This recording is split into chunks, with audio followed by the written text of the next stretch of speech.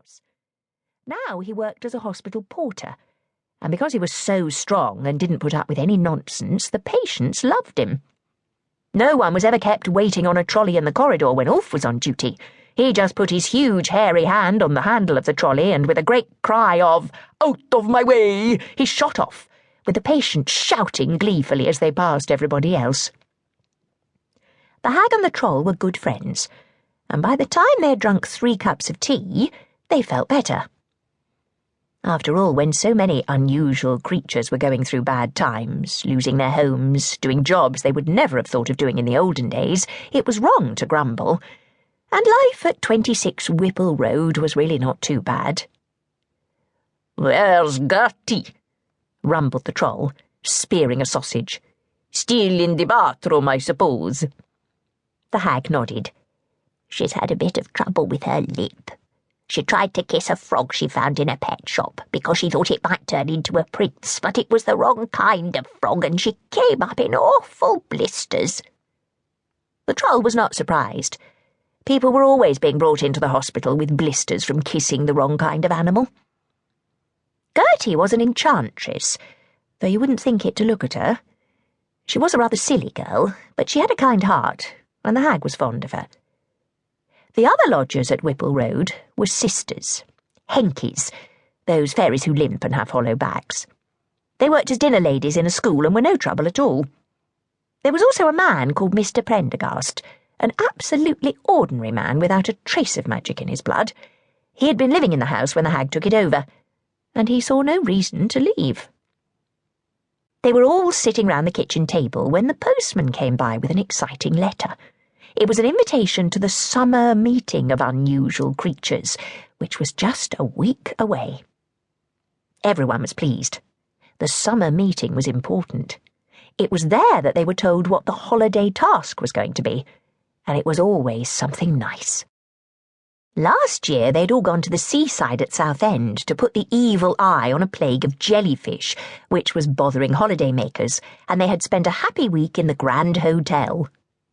The year before, they'd gone to Scotland in 2 charabancs to deal with a gang of cattle rustlers which was threatening a herd of Highland cows.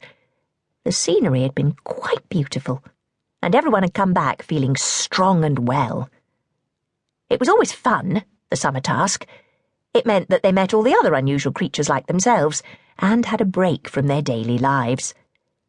And the meeting gave them a chance to dress up a bit and show that they were still important. "I'll go and tell Gladys," said the hag, "so that she can prepare herself."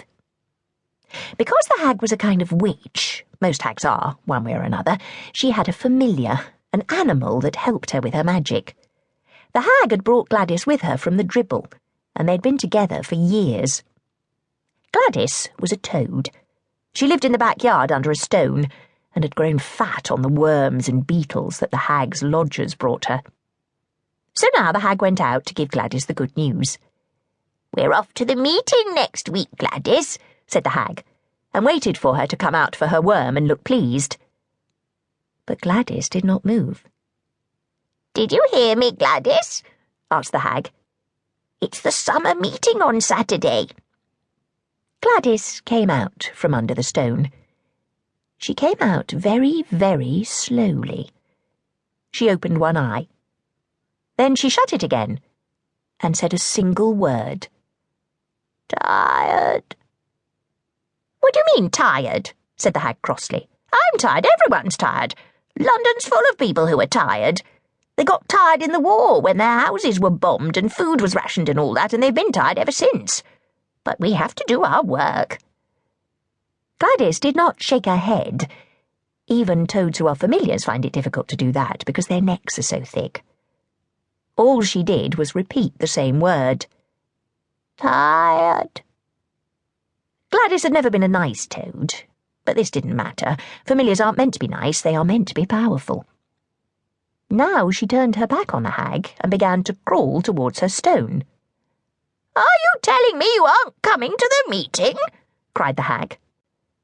Gladys did not answer, but her back end looked obstinate and nasty. "But I can't go without a familiar. It's impossible. I should feel undressed. I should feel